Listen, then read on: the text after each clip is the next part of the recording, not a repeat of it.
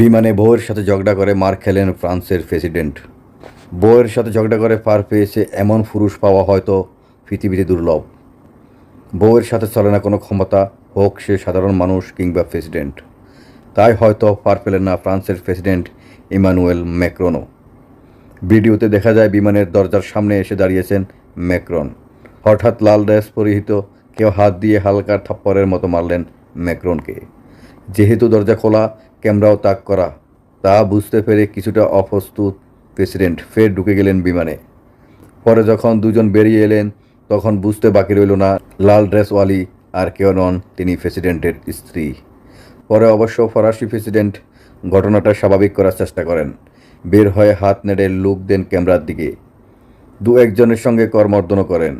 বিমানের সিঁড়ি দিয়ে নামার সময় স্ত্রীর হাত ধরেও নামেননি ম্যাক্রন।